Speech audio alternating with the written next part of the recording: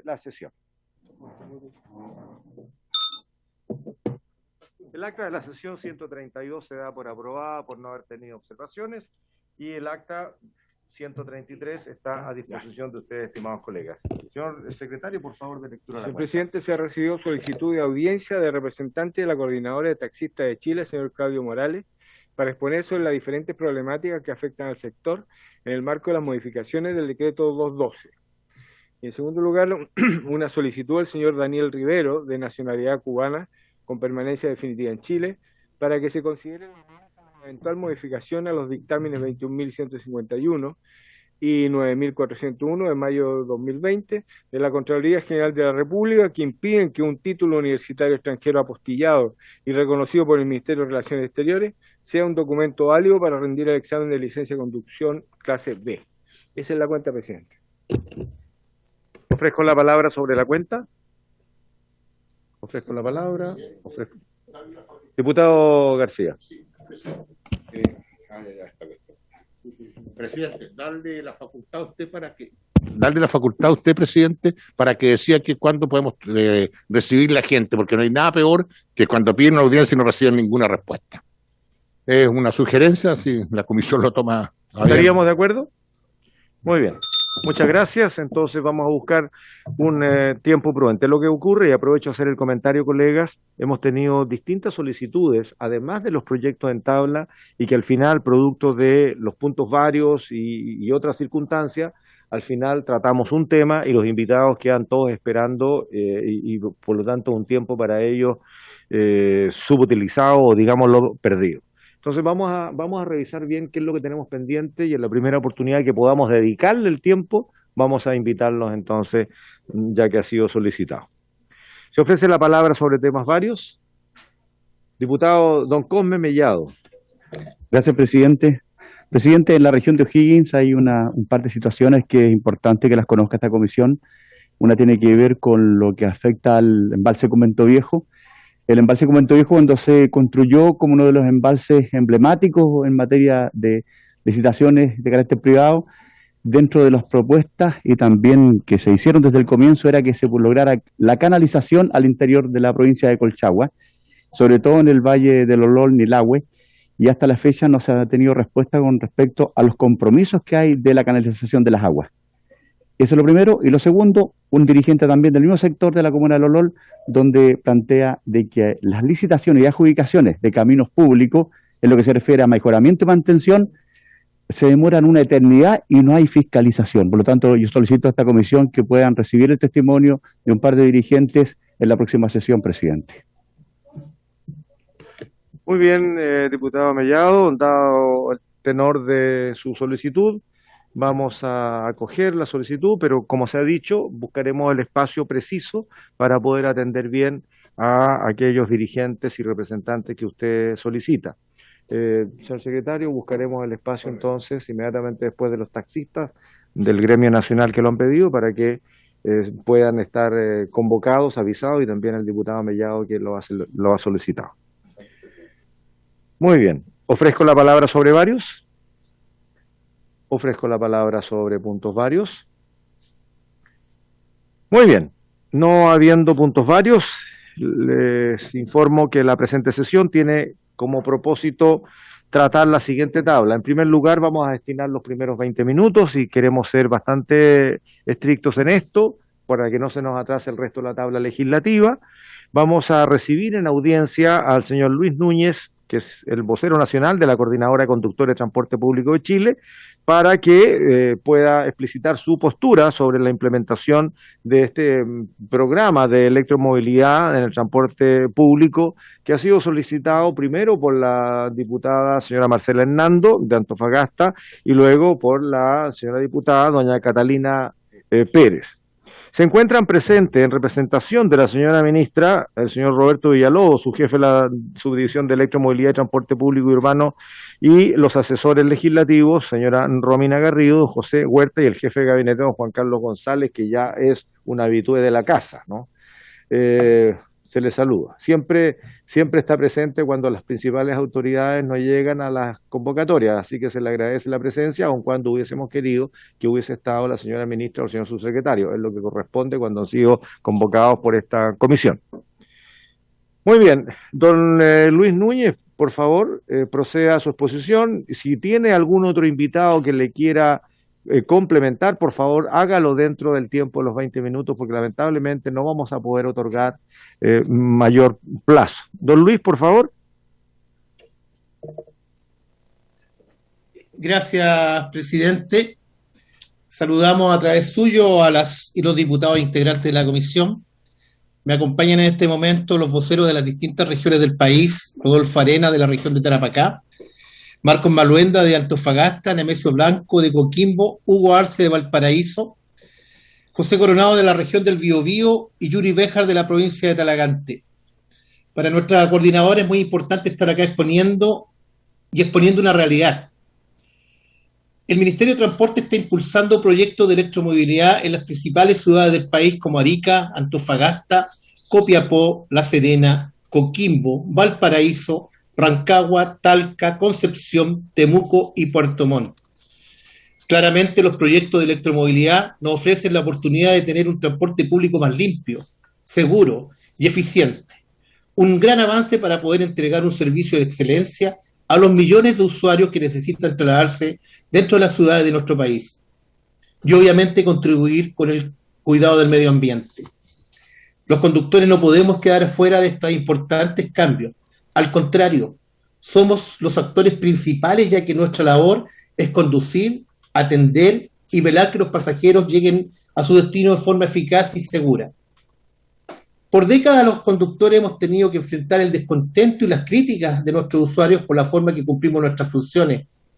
No es extraño ver en redes sociales miles de irreproducibles comentarios atacando la labor del conductor, el mal estado de las máquinas y el pésimo servicio. Obviamente responsabilizamos directamente al mal sistema de transporte que opera actualmente. Lamentablemente los conductores no hemos tenido la oportunidad de incidir en la confección de estos sistemas de trabajo. Son los empresarios los que han implementado un sistema nefasto que mantiene a los conductores en constantes competencias con sus propios compañeros de línea como también de otros operadores. Un sistema que claramente vulnera ampliamente los derechos laborales de los conductores. Esto solo ha producido entregar un mal servicio y poner diariamente en riesgo la vida de los ciudadanos. No obstante, existen organizaciones sindicales, pero es difícil para los dirigentes poder establecer una relación con los empresarios, ya que ellos se agrupan en asociaciones gremiales y siempre indican que cada dueño de máquina tiene que resolver los problemas de su trabajador. Obviamente, al ser sindicatos de interempresa, es imposible negociar colectivamente y menos llegar a algún acuerdo con los operadores. Sumamos una práctica común en este rubro, que es atentar contra la libertad sindical. Son constantes las denuncias por prácticas antisindicales en los distintos tribunales laborales a lo largo del país. Estas empresas no permiten que sus trabajadores se organicen. Si algún conductor exige que se cumpla la normativa laboral, son amedrentados e incluso despedidos y pasan las famosas listas negras. Y eso significa que ese trabajador queda sin posibilidad de ejecutar su trabajo en ninguna línea. Estas mismas malas prácticas se repiten en todas las ciudades del país. Estos empresarios que hoy día se presentan como víctimas y vienen a pedir justicia porque ven amenazados sus negocios, son los mismos que durante años no han respetado los derechos laborales de sus trabajadores. Son los mismos que no hacen contrato de trabajo, los mismos que no pagan imposiciones y persiguen en forma constante a los dirigentes sindicales. Podemos entender a los parlamentarios que hoy solicitan ayudar a estos empresarios, ya que les representan y les presentan solo una parte de la historia. En realidad estos empresarios son verdaderos lobos vestidos de oveja. Necesitamos que con la misma fuerza se defiendan los derechos laborales de miles de conductores de nuestro país. Son ellos los que necesitan de su ayuda para regularizar de una vez por todas este nefasto sistema que por décadas se ha mantenido. No podemos olvidar a Marcos Cuadra, un dirigente sindical que dio su vida exigiendo mejoras laborales para sus colegas. A 7 años de su sacrificio, todo sigue peor. es el momento de reivindicar los derechos básicos de esos esenciales trabajadores y de esta forma podremos beneficiar a millones de usuarios del transporte público. Los actuales operadores no pueden reclamar que no fueron incluidos o que no sabían a qué se enfrentaban. Son más de 14 años prorrogando las resoluciones de operación. Y hoy en muchas ciudades están operando con perímetros de exclusión, que todos sabíamos era la puerta de entrada para la electromovilidad. Los habitantes de todas las regiones merecen un transporte moderno, igual que el de Santiago. Por esa razón, hoy apoyamos 100% la llegada de la electromovilidad a todas las regiones del país. Sabemos que algunos microempresarios se podrán ver perjudicados y nos referimos a esos verdaderos microempresarios, los prestadores de servicio, que en su oportunidad eran conductores y tenían el sueño de tener una propia máquina. Pero ellos, para que ustedes sepan, también están sometidos, tanto como los conductores, a esos mismos grandes empresarios, a esos representantes legales, a esos dueños de línea. Yo le hice llegar un documento a todos los honorables diputados de la comisión, donde detallamos una gran cantidad de situaciones que ocurren en el transporte público día a día, donde detallamos algunas irregularidades que existen en este minuto y que son importantes de revisar, de investigar. Son muchas los problemas que viven los conductores día a día. El alto grado de incumplimiento de la legislación laboral, los contratos de trabajo, no existen contratos de trabajo en muchas regiones del país. En muchas regiones del país los conductores no tienen contrato de trabajo.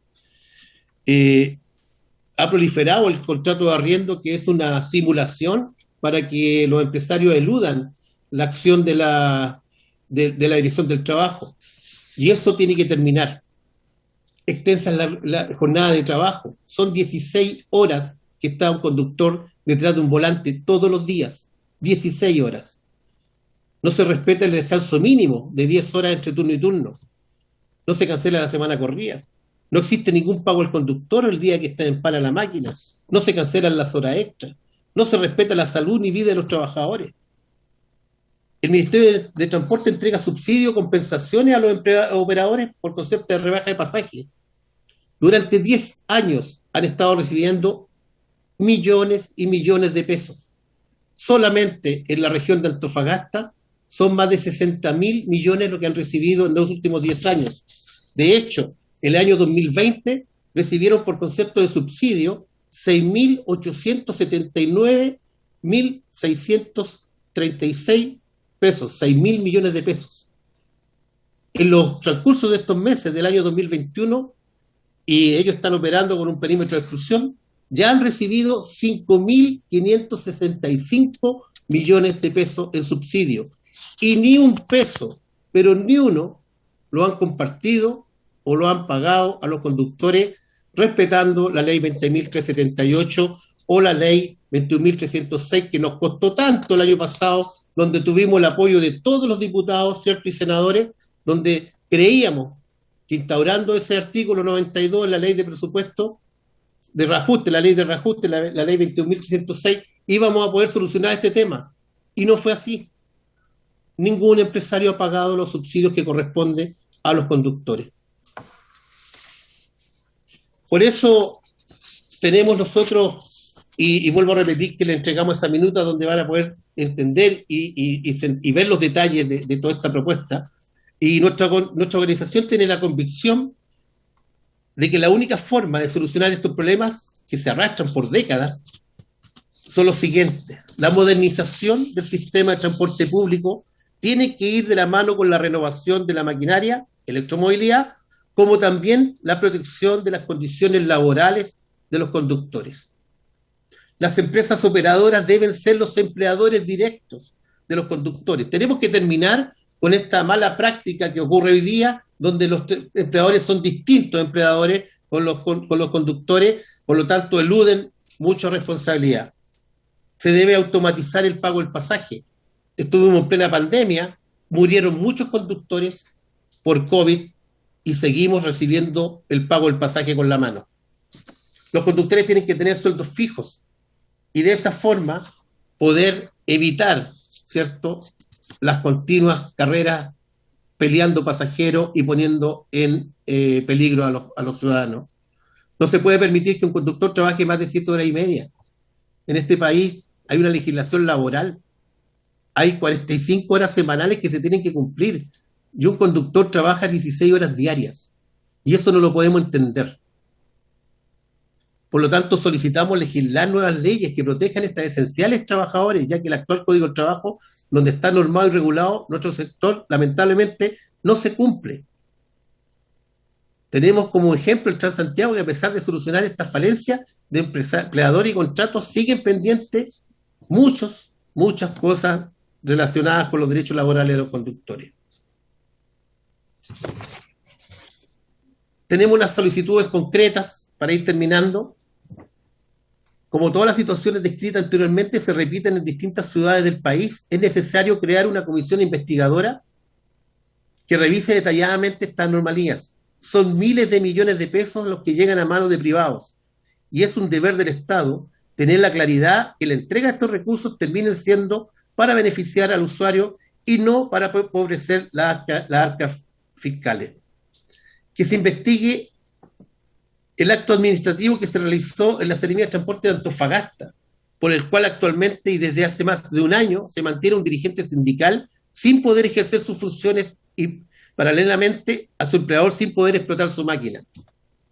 Crear una mesa de trabajo donde se participen los representantes de los trabajadores, el Ministerio de Transportes, el Ministerio del Trabajo, para construir una base sólida que busque dar una pronta solución a los problemas antes mencionados. Que los parlamentarios presenten a la brevedad una ley que incluya en la glosa de transporte de la ley de presupuesto, ¿cierto?, lo que tratamos de hacer el año pasado. Y está el detalle de lo que necesitamos que se incluya. Que la CONACET realice un estudio respecto a las condiciones laborales de los conductores de transporte público en regiones y saber qué incidencia tienen estos en los accidentes de tránsito, teniendo en cuenta el alto grado de estrés laboral que mantienen estos trabajadores y su precaria salud mental que inciden directamente en la entrega de un mal servicio. Establecer una comunicación fluida y directa entre las organizaciones y el Ministerio de Transporte respecto a los proyectos de electromovilidad, especialmente en lo relacionado con las condiciones laborales de los conductores, para poder en conjunto definir cuáles son las mejores políticas que aseguren un servicio de calidad para los usuarios. Respecto a los perímetros de exclusión que están en plena operación en este momento, necesitamos que el Ministerio de Transporte exija el cabal cumplimiento de toda norma referida a las resoluciones de operación respecto a las condiciones laborales de los conductores y la responsabilidad que tienen los operadores sobre la misma. Como ustedes pudieron ver y pueden leer también detalladamente en el documento, son muchas las anomalías. No es posible que máquinas inclusivas, repito, máquinas inclusivas adquiridas con chatarrización, con dineros de todos los chilenos, estén siendo vendidas y cambiadas por terreno al mejor postor. No es posible eso. También es importante que se investiguen empresas que han chatarrizado máquinas que no tenían. Tenemos una empresa que había partido el 2016 con máquinas nuevas del año 2016 y el 2018 aparecen chatarrizando máquinas del año 99. Recibieron más de 100 millones de pesos producto de ese movimiento. Yo creo que eso no puede continuar. Agradezco la disponibilidad, no sé cuántos minutos nos quedarán y si es posible, si alguno de los colegas que están presentes... Don Luis, le quedan 5 minutos de tiempo para su exposición. Total. Ya. De tiempo total. Ok, entonces dejaríamos hasta acá nuestra presentación para poder escuchar y darle, obviamente, escuchar a ustedes qué opinan de lo que estamos planteando y escuchar al Ministerio también. Muchas gracias. Pido la palabra dentro de los 5 minutos que restan, Luis. Don José Coronado, entonces, para poder completar los 20 minutos asignados a este asunto, porque vamos a pasar a los proyectos legislativos. Don José, por favor. Gracias, señor presidente. Saludar a todos los integrantes de esta comisión. Desde la octava región del Biobío, confirmar lo que dice Luis Núñez, que tenemos problemas similares, pero también agudizado acá en la región del Biobío por las autoridades de turno que no escuchan a las organizaciones que por ley están constituidas. Nosotros tenemos sindicatos y federaciones de conductores en el Gran Concepción, en el cual aproximadamente deben haber unas 1.900 máquinas, 2.000 máquinas con una cantidad de 2.500 conductores en el transporte público mayor. Nosotros históricamente también hemos buscado soluciones a los problemas que aquejan a los conductores y vemos en esta oportunidad de la electromovilidad una solución lejana pero que puede dar frutos. Nosotros ya en el año 2020 habíamos enviado carta a las intendencias, no solo en Concepción, sino que en las regiones, solicitando que se dé participación a capitales internacionales para participar en estas licitaciones, o concesiones como estamos acostumbrados a dedo en estos momentos. Y pedíamos en ese momento ya que participaran otros capitales y no se les diera la oportunidad a los mismos vulneradores de derechos laborales y fundamentales en la participación en estas licitaciones. Señor presidente, nosotros hemos hablado con muchos ministerios, Desarrollo Social, de Hacienda, del Transporte, del Trabajo, Presidencia de la República, estos temas.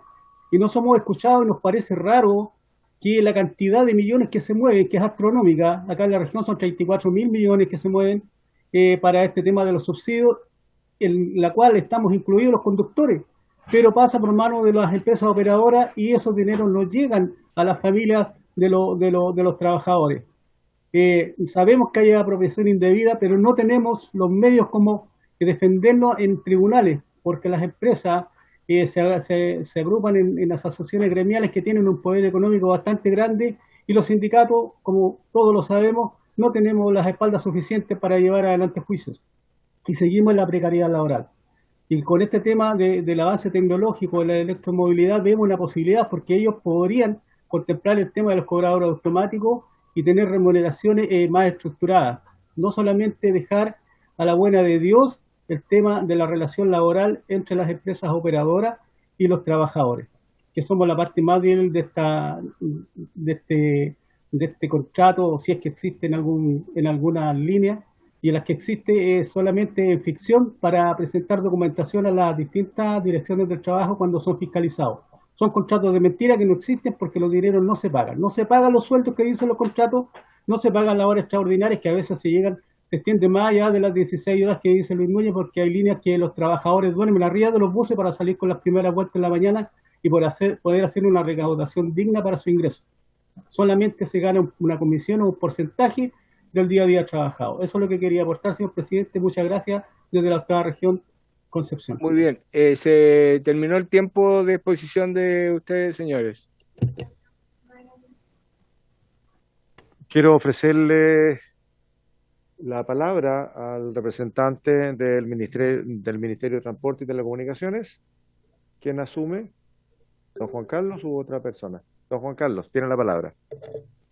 Presidente, buenas tardes. Lo habíamos mencionado en la sesión anterior, nos parecía muy importante conocer de primera fuente la situación de los conductores. Si bien es un tema laboral, algunas prácticas que ocurren en los sistemas inciden en la calidad de servicio para las personas. Nuestros proyectos buscan facilitar también una mejora continua de los actuales esquemas de prestación de servicio que hay y que ciertamente puedan considerar una mejor cobertura de las necesidades de los conductores, que son finalmente los que están en contacto con los pasajeros y que a veces ejecutan labores de recaudación e incluso labores de mantención en algunas ciudades. Por lo tanto, es importante entender que hay una escasez muy grande de conductores, por lo tanto el objetivo de esta licitación es precisamente que estos mismos conductores se puedan capacitar en la conducción de los vehículos eléctricos. El vehículo eléctrico es diferente en sus principios motrices, es diferente en su forma de desplazarse y por lo tanto necesitan capacitación, lo cual hace que la misma persona tenga un avance dentro de su profesión. No olvidemos que son conductores profesionales, es una profesión la que han hecho de su vida y muchos llevan mucho tiempo y con gran sacrificio cumplen su trabajo. Por lo tanto, está evidentemente estos procesos que se están llevando, el de Antofagasta, el de Arica, buscan precisamente que exista una mejora en las condiciones de asociatividad, de industrialización, en fin, de las inversiones que se puedan realizar. En este caso, en el caso de Antofagasta, que es el que nos plantea don Luis, en particular, hay efectivamente una cobertura de la inversión con cargo a los fondos de espejo que maneja el Ministerio de Transporte. Sin embargo, el interés que hubo de 10 empresas participantes demuestra que hay una intención de poder llevar mejor calidad a los usuarios. Por lo tanto, simplemente decir que estamos muy conscientes de la situación, que estamos buscando mejorar el transporte público para todos, pero especialmente con un foco en los conductores. Yo agradezco que hayan podido traer un punto de vista un poco más amplio que lo que es el del meramente interesado en estos procesos y que además, a mi juicio, innecesariamente se han sentido afectados por estos procesos. También se nos han acercado y seguramente van a pedir allá audiencia a algunas juntas de vecinos de las ciudades en que se están desarrollando estos proyectos de electromovilidad, que también podrán contar su realidad. No es el caso nuestro transmitir eso, sino que hacernos cargo, pero sería interesante, dado el interés que esta honorable comisión, presidente, ha manifestado en estos desarrollos, que pudieran conocer todas las aristas que están involucradas y no solamente una parte muy puntual de los intereses privados. Muchas gracias. Muchas gracias, don Juan Carlos. Para terminar el punto, le ofrezco la palabra a don Roberto Villalobos, si desea intervenir o si ya está todo planteado por don Juan Carlos. Muy buenas tardes, presidente. No, está todo ya planteado por Juan Carlos. Muchas gracias. Muy bien. Cerrado el punto, nos queda claro entonces que la postura de los representantes de los conductores del transporte público es diametralmente opuesta a lo que habíamos recibido nosotros desde las exposiciones de los empresarios de principalmente la región de Antofagasta, que fueron los que expusieron en la sesión anterior. Diputado Molé. Si bien es cierto, no escuché el inicio de las intervenciones porque estaba en la sala, señor presidente, ya que hubo una sesión y tenía que intervenir en la sala, por eso que no llegué a la hora acá. Tengo una discrepancia en parte con lo que usted señala como conclusión.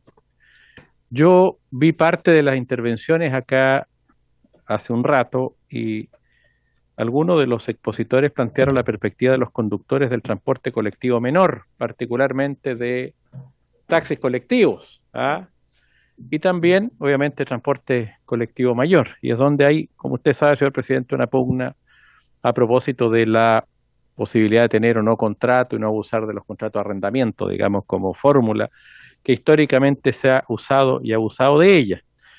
Entiendo que el gremio de los conductores en general, de los conductores de transporte público mayor en general, pueden tener un foco distinto que los dueños del transporte público mayor actuales en Antofagasta. En Copiapó particularmente me preocupa que también está iniciándose un proceso de licitación parecido al de Antofagasta, pero en Copiapó con más de 100 microbuses. De manera que yo no daría por sentado que todos los choferes, señor presidente, están por acompañar el proceso de licitación en la forma que está proponiendo el gobierno. Y además, creo que esa afirmación deja fuera a los dueños de microbuses que a la vez son choferes, que también los hay, que tienen un solo microbús, y a la vez son choferes que también existen de esos casos. Como yo tengo una visión más bien crítica de la forma como se está llevando la licitación, quería hacer esa observación, presidente. Gracias. Muy bien, diputado Molé. Yo quiero aclarar a quienes son nuestros invitados hoy día que no habiendo un proyecto presentado a la Cámara de Diputados, nosotros lo que hemos hecho es dar el espacio para que expongan. No tenemos hoy día un debate legislativo al respecto.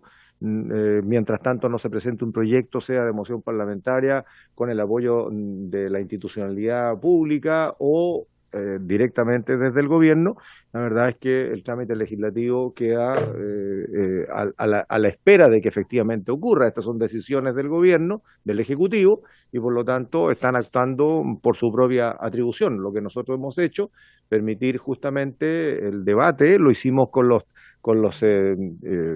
las líneas de taxis colectivos, la hicimos por otras razones, y en este caso escuchando sobre la electromovilidad. Cada uno de nosotros se fijará un criterio con la información recibida y actuará en consecuencia. Muy bien, cerrado el debate, vamos a ir, colegas, a la tabla de fácil despacho para ver el proyecto de ley de origen de mociones refundidas. Recordemos que son dos proyectos los que se han presentado, que regula los servicios sanitarios rurales. Y esto porque en pandemia no ha sido posible darle continuidad a un proceso que ha sido definido por la propia ley aprobada en 2020, que obliga a que los sistemas de agua potable rural se transformen en servicios sanitarios rurales. Como el plazo vence el próximo año y todavía quedan trámites por hacer, lo que hemos presentado algunos parlamentarios en dos proyectos es prorrogar los plazos establecidos en sus artículos 2º y 4º transitorio y regular algunos aspectos del programa de asistencia para la obtención de licencias previsto en su artículo 7º transitorio. De no resolver este punto y llegado el vencimiento del plazo, que es el próximo año, automáticamente y por el imperio de la ley, los APR en representación jurídica se terminan. Por lo tanto, necesitamos sí o sí prorrogar los plazos, solo que un proyecto establece hacerlo en 3 años, diferido por regiones, lo cual de alguna manera descentraliza la decisión, creando institucionalidades regionales, pero por otro lado también complejiza el sistema. El otro proyecto es súper simple, los prorroga terminado el estado de excepción durante 1 año después del vencimiento, o sea, lo prorrogaría hasta el año 2023 automáticamente para que se hagan los ajustes, y eso es mucho más simple. Como lo íbamos a votar la semana pasada, y aquí se acordó que deberíamos invitar tanto a los representantes de los APR como representantes del Ministerio de Obras Públicas, en ese caso entonces decidimos escuchar y actuar en consecuencia para ver si refundíamos una indicación o sencillamente votábamos de acuerdo. En este contexto están invitados para exponer el señor Arnaldo Recabarren, que es el subdirector de Servicios Sanitarios del Ministerio de Obras Públicas, y el jefe de división de Fiscalización, don Gabriel Zamorano, y el jefe de división de Concesiones, don Álvaro Solá, de la Superintendencia de Servicios Sanitarios. Habíamos convidado a los representantes de la Federación Nacional del Agua Potable Rural, FENAPRU, así fue solicitado, pero no sé, su secretario, no se han conectado todavía. Muy bien. Le ofrezco entonces la palabra a don Arnaldo Recabarren. Le voy a pedir que seamos lo más conciso posible en las exposiciones para intentar votar en esta sesión y no seguir postergando algo que para nosotros reviste importancia y celeridad. Señor presidente, disculpe. Sí. Por acá Marcos Landero, presidente de FENAPRU, estamos conectados, señor presidente. Están conectados. Marcos Landeros. Marco Landeros. Muy bien, entonces mire, vamos a intentar tenemos dos institucionalidades, el Ministerio de Obras Públicas con 2 exposiciones y tenemos a la Superintendencia de Servicios Sanitarios con 1 exposición más la Federación Nacional del Agua. Yo les pediría entonces que apretemos al máximo las exposiciones para intentar votar antes del fin de la sesión, que es exactamente ¿en cuánto tiempo más, secretario? A las 18:30. O sea, tenemos un poquito más de media hora nada más para cerrar, porque si no nos vamos a quedar sin votar de nuevo. Don Arnaldo Recabarren, por favor, puede hacer uso de la palabra usted o don Gabriel Zamorano. Ustedes definen. Muy buenas tardes, presidente. Un gusto saludarle. Tengo la certeza de que con la superintendencia podemos hacer una presentación breve porque tenemos mucha coincidencia en los temas que venimos estudiando desde hace bastante tiempo. Si me permiten, quisiera exponer una presentación que se hizo ante la Comisión del Senado, la Comisión de Obras Públicas, sobre este mismo tema. Está autorizado para compartir pantalla, don Arnaldo. Perfecto. Coincidiendo con el diagnóstico, las preocupaciones de las asociaciones de agua potable rural, de servicios sanitarios rurales, y coincidiendo con el diagnóstico, ¿Se está viendo ahí? Sí, perfectamente. Bueno, coincidiendo con el diagnóstico y las preocupaciones de las comunidades, se hizo una presentación y hay un proyecto de ley en el Senado, patrocinado por los senadores Letelier, Bombear, Muñoz, Proboste y Rincón, y que ha sido discutido con el Ministerio, con la Superintendencia. Por lo tanto, quiero presentarlo porque recoge los puntos que aquí se han indicado en el boletín y algunos más, digamos, que nos parece necesario incluir. Coincidimos con lo mismo, la implementación se ha visto dificultada por la pandemia, hay imposibilidades de capacitación presencial a las comunidades, lo que se ha podido hacer en el último tiempo ha sido de forma remota. Se entienden que hay una dificultad tecnológica de las comunidades en algunos casos para entender bien estas capacitaciones y además el periodo de pandemia impidió la renovación de las directivas. Todo eso refuerza la necesidad de pensar en la postergación. Tal como se señaló, la FENAPRU ha hecho una presentación de la necesidad de postergar y don José Rivera lo presentó ante la Comisión de Recursos Hídricos del Senado. Entonces, lo que se presentó fue un proyecto, una ley corta que propone la ampliación de plazo, que es lo mismo que está planteando usted en esta comisión. Los temas que se proponen acá son estos 6, que afectan principalmente la constitución de los consejos consultivos que tienen un plazo, la fijación de tarifas, que también tiene plazos, la fiscalización, los procesos de la superintendencia, que le voy a pedir a Gabriel o Álvaro que lo mencionen cuando llegue la lámina. Hay un tema también con las facilidades técnicas que deben otorgar los comités, el registro de operadores, que es una instancia técnica, un proceso que es el que permite a los operadores obtener sus licencias y recibir los beneficios del programa. Y también otro tema que tenía que ver con las atribuciones que establece la ley para el subdirector para recibir donaciones. En síntesis, lo que se plantea es postergar, en el caso de los consejos consultivos, que debían estar en vigencia al 20 de noviembre de 2021, se propone modificar esto y ampliarlo al 20 de noviembre del 2022, porque tiene una componente que es de... Don Arnaldo. Sí, por favor. Mire, como estamos sesionando en paralelo, porque es sesión legislativa, a una sesión especial, donde está convocado el ministro del Interior y los 2 subsecretarios, están sonando los timbres para votar en este momento. Vamos a suspender por 10 minutos esta sesión, regresamos para que termine su exposición, por favor, y esos mismos minutos de retraso los vamos a prorrogar al final de la sesión. Nos disculpa, tenemos que bajar a votar. Muy bien, presidente. Se suspende la sesión.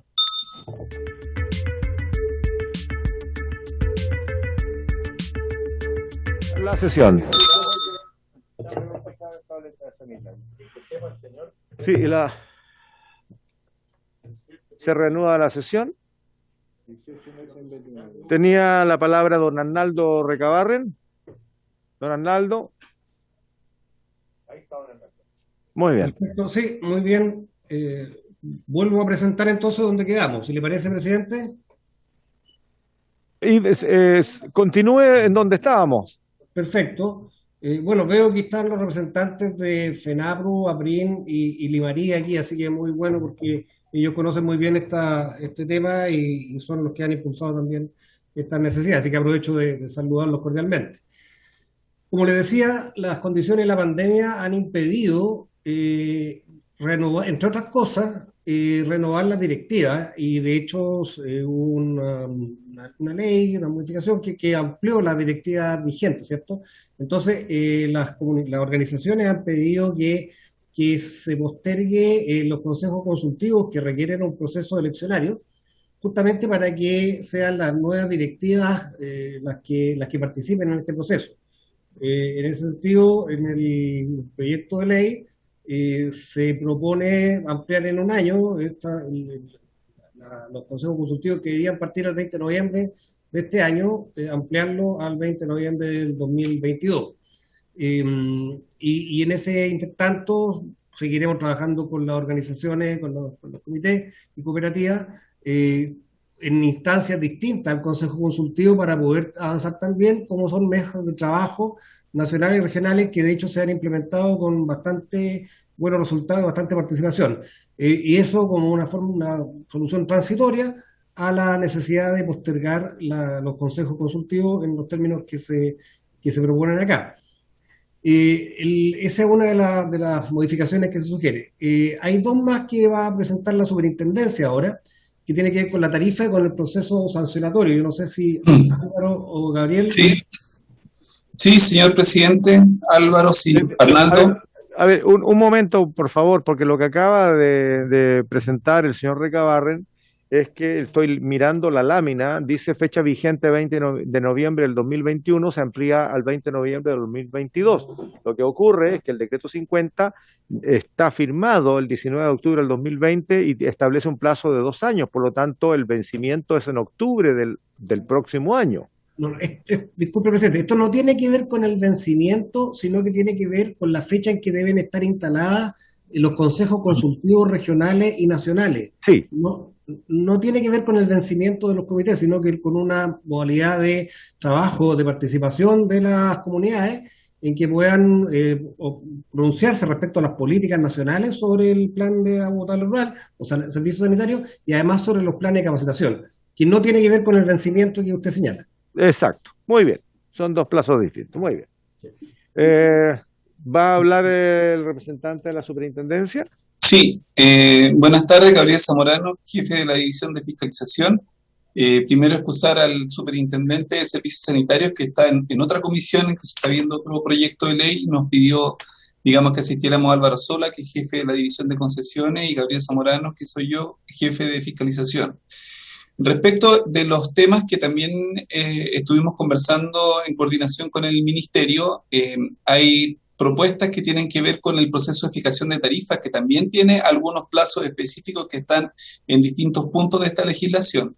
Y ahí lo que se propone es postergar en 1 año el inicio de estos procesos de cálculo. La verdad es que hay un calendario de fijación de tarifas que es bastante extenso, podrían pasar varios años, digamos, entre que se hacen los distintos cálculos correspondientes a los distintos servicios, y lo que hace, digamos, esta idea es postergar en 1 año todo este proceso y de esa manera se va a tener un mayor tiempo, sobre todo por parte de las cooperativas y los comités, de reunir y preparar la información que se necesita para hacer este cálculo. Esa es la primera modificación. En segundo lugar, de manera complementaria, hay que dentro, digamos, de esta revisión se detectaron, digamos, un par de puntos en la ley que consideramos pertinente mencionarlos para que se subsanen, relacionados con el proceso de fijación de tarifas. El primero tiene que ver con permitir cambios tarifarios antes de la primera tarificación de acuerdo a la ley. Hoy día la ley lo que señala es que los servicios rurales, digamos, tanto las cooperativas como los comités, solo pueden indexar o modificar a través de índices sus tarifas, lo que no permite incorporar costos o situaciones que pudieran ocurrir durante estos años mientras ocurre este calendario de tarificación que es bastante largo. Por ejemplo, ¿qué pasa si hay un cambio de fuente porque hay un pozo que se secó, se tiene que instalar algún sistema de tratamiento, etcétera? La idea es que se puedan, digamos, corregir de la misma manera que se han venido calculando las tarifas durante estos años para adaptarse a los cambios y no generar un problema de financiamiento en estos servicios. A eso apunta, digamos, esta modificación que no está contemplada en la ley actual, así que nos parece muy importante que se contemple esta posibilidad. Y la segunda, también en relación con lo anterior, la ley establece que los procesos de cálculo de tarifas para cada uno de los servicios va a realizarse cada 5 años, es decir, cada 5 años se hace una revisión completa de las tarifas. Sin embargo, no está regulado qué es lo que ocurre entre estos 5 años. Lo único que dice es que las tarifas se tienen que ir indexando, por ejemplo, de acuerdo al IPC. Entonces, la idea es generar un artículo que permita hacer un cálculo intermedio durante estos 5 años si es que ha habido un cambio de supuesto muy importante. Por ejemplo, ¿qué sucede si hay una fuente que se seca y es necesario ir a buscar el agua más lejos y los costos de operación del servicio aumentan significativamente? Con la legislación actual habría que esperar hasta 5 años, digamos, para poder ajustar las tarifas a esta nueva realidad, y con el artículo que se propone esto se podría resolver en el periodo intermedio, de manera, digamos, que no se generen también problemas de financiamiento para las cooperativas y los comités. Eso es lo referido a tarifas. Y en lo referido a fiscalización, acá lo que se propone es modificar, digamos, el plazo en que entra en vigencia las facultades de fiscalización que la ley le otorga a la Superintendencia de Servicios Sanitarios, las que estarían vigentes a partir del tercer año de vigencia de esta ley. O sea, es decir, hay un periodo de 2 años desde la vigencia en que no están vigentes las facultades de fiscalización de la superintendencia, y esto nos da más tiempo, digamos, para trabajar en conjunto con las cooperativas y en los comités respecto de los criterios de fiscalización que se han venido desarrollando. Acá quizá es importante mencionar que la superintendencia es un actor nuevo en este sistema. La Subdirección de Servicios Sanitarios Rurales, digamos, viene desde el programa de agua potable rural, que normalmente se han relacionado, digamos, con estos servicios. Para la superintendencia, o más bien para los servicios, es un actor nuevo que aparece acá, que es la superintendencia, y esto va a permitir tener más tiempo, digamos, para ir preparando lo que se viene respecto de la fiscalización. Sin embargo, y nos pareció también importante acá en esta modificación, lo que se menciona en cuanto a dejar a salvo las competencias de la superintendencia en caso de emergencia, es decir, cuando hay emergencias o situaciones graves o reclamos de los usuarios derivados de situaciones de emergencia, que de todas maneras la superintendencia pueda actuar en esos casos de manera de que queden cubiertos durante este periodo en que se van a postergar, digamos, el inicio de las facultades de fiscalización de la SIS.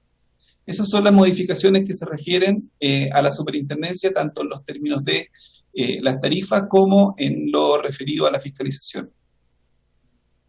Avanzo entonces, presidente. Otro tema que es bien delicado y que a la organización, a las comunidades les complica es el otorgamiento de las facilidades de servicio. Es una obligación que la ley le impone a los operadores. Y esa factibilidad requiere un análisis, un estudio previo, en algunos casos una modelación hidráulica de la red. Tradicionalmente los sistemas, las comunidades, el comité cooperativa, le solicitan a la Dirección de Obras Hidráulicas este informe, lo elaboran las unidades técnicas y la dirección otorga un informe favorable o no, según corresponda, para estas nuevas factibilidades, que finalmente son otorgadas por la comité de cooperativa. La ley les traspasa a ellos toda la carga, digamos, de elaborar, en el caso de los sistemas mayores y medianos, elaborar ese informe a través de un consultor externo, el que debe ser aprobado por la subdirección, y en el caso de los menores pueden solicitar que la subdirección les haga ese análisis. Lo que se está proponiendo, y eso ya está vigente desde la entrada en rigor de la ley. Lo que estamos diciendo acá es que... don Arnaldo, perdón, se acabó el tiempo de su exposición.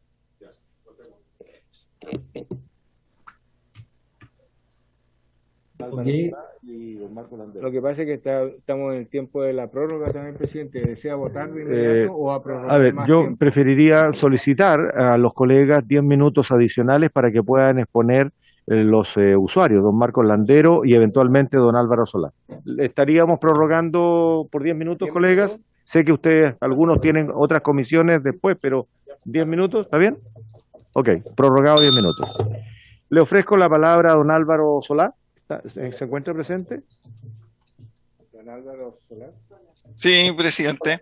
Don Álvaro Solá. Solá. Sí.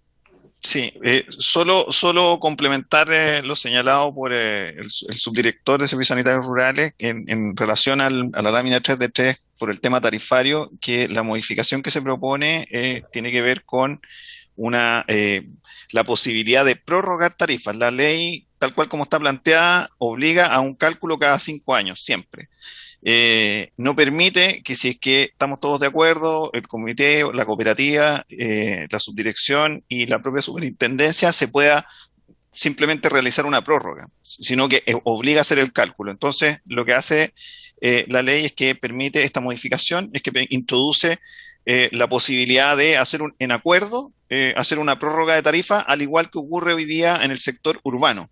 Esa es la única salvedad que yo quería hacerse, señor presidente. Y no sé si el subdirector quiere complementar alguna cosa, porque creo que es relevante plantear todas las... A ver, quiero precisar el punto desde esta comisión.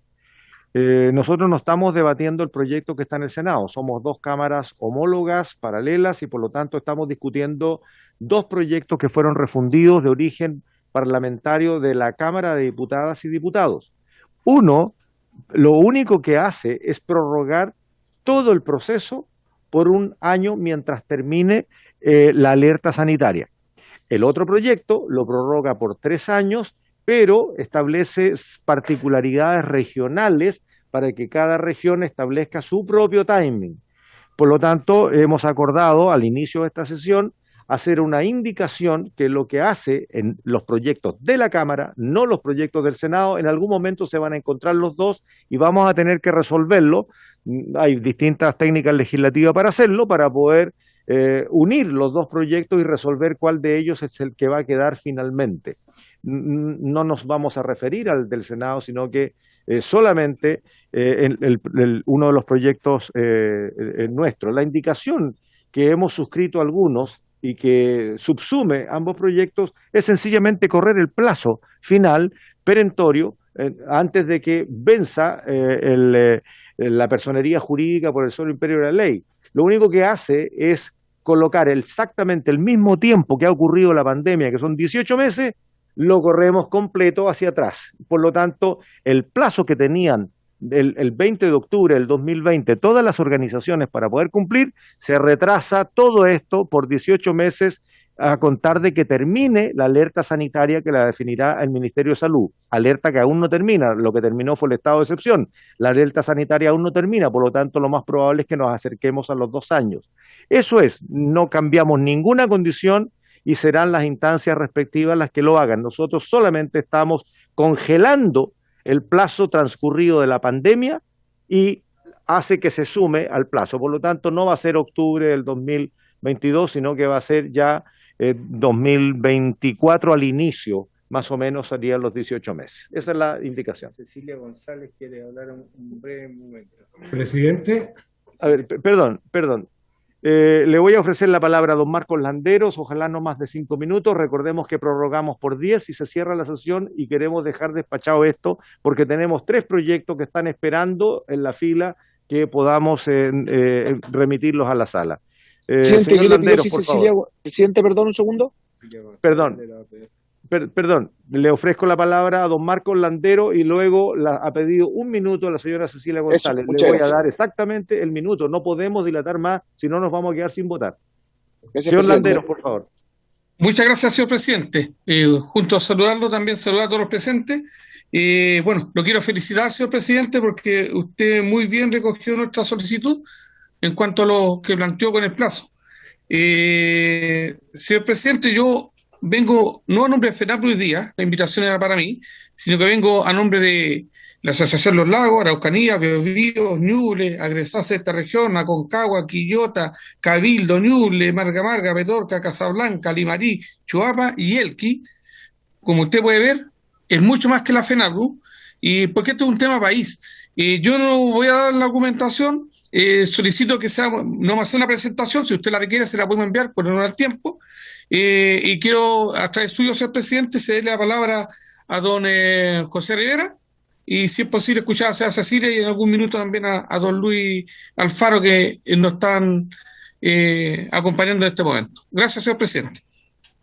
Gracias, señor Landero. Lamentablemente, a ver, el estricto orden administrativo de una comisión es que sesionamos en plazos súper acotados. Se termina el plazo y tenemos que tocar la campana porque muchos de nosotros tenemos otras comisiones.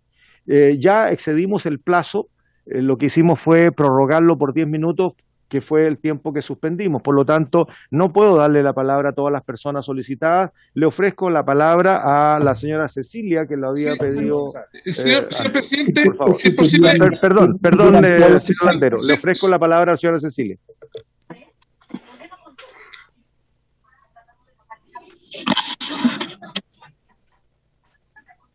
Buenas tardes, disculpe, ¿puedo hablar? Puede hablar, por favor. Ya. Puede hacerlo. Solamente agradecer que hayan acogido esto de la ley corta, que la tramiten con toda la celeridad que permita el Congreso. porque va a venir a tranquilizar al mundo de los APR o de los servicios sanitarios rurales que hoy en día se sienten en una nebulosa, con incertidumbre y todo. Y creo que es una gran oportunidad para que todos, tanto parlamentarios como la subdirección y todos los servicios del país, trabajemos para poder sacar las inquietudes que los servicios tengan y que esta ley a lo mejor pueda ser corregida en algunas cosas que hoy en día los servicios sienten que le afecta. Así que le agradezco, señor presidente, que nos haya escuchado, que nos hayan recibido y, como le digo, esperamos que lo más pronto posible esta ley vea la luz para que nos dé tranquilidad a aquellos que están bastante angustiados. Esta pandemia nos ha mostrado lo débiles que somos, se nota, como le dijera, ha separado mucho más de aquellos que tienen todas las capacidades tecnológicas de los que no lo tenemos como servicios sanitarios rurales, y yo creo que ahí tiene que estar un trabajo constante con ello, y este año que nos estamos prorrogando nos va a permitir todo eso. Así que nuevamente muchas gracias a toda la comisión y Gracias, señora esperamos Cecilia. poder seguir trabajando. Muchas gracias. Queda 1 minuto y medio exactamente para la última intervención, señor Landeros. Usted diga, evítese Don los José saludos, Rivera, por favor. directo al grano. Don José Rivera. Gracias, presidente, por esta invitación en representación de todos los colegas. A mí me gustaría hablarle algo bien simple. Los comités de agua potable estamos administrando estos sistemas más de 50 años. ¿Saben qué es lo que es eso? Yo he escuchado presentaciones de la superintendencia y todo, ¿qué va a pasar si pasa esto? No. Nosotros tenemos 50 años manteniendo este sistema de APR. Hoy día tenemos un desafío con las boletas electrónicas que lo tienen una ley, pero muy apretado, que se los cumple en noviembre. Tenemos la escasez hídrica. Por lo tanto, le damos a ustedes las gracias por tener hoy día hay un proyecto que los puede aliviar esta presión tan grande a estos pequeños servicios. Si ustedes se dan cuenta, los medianos y los grandes no tienen ni una diferencia, ninguna. Por lo tanto, la ley solamente está indicando 2 grupos, los pequeños y en el otro lado los medianos y los grandes. Ustedes van a Temuco, van a Iquique, van a Ovalle, van a Puerto Montt, lo único que los piden es lo que usted acaba de decir. Ojalá que sea un plazo de 18 meses, porque no tenemos hoy día ningún directorio que esté al día, estamos caducados, y la ley que a nosotros los favorece hasta diciembre de este año. Tenemos que hacer una reforma de estatutos. Los estatutos son complejos. Somos APR y vamos a llamarlos servicios sanitarios rurales. Tenemos que hacer un cambio en el servicio de impuesto interno. Ya no lo vamos a llamar comité tampoco. La razón social van a ser servicios sanitarios rurales. Por lo tanto, yo le agradezco. No somos un servicio que va a empezar de aquí en adelante. Tenemos 50 años. Disculpe, que estamos bien. Gracias. Disculpe, señor Rivera, estamos ya en el plazo, si no, no alcanzamos a votar. Quiero decirles que hemos encargado, a raíz de su comentario, a la señorita ayudante abogada de esta comisión, que averigüe si tenemos algún un proyecto que tenga que ver con el plazo de las boletas electrónicas. De otra manera, hemos acordado como comisión impulsar una iniciativa que revise esta situación, porque si no trataríamos de homologarlo a la prórroga general establecida para este proyecto.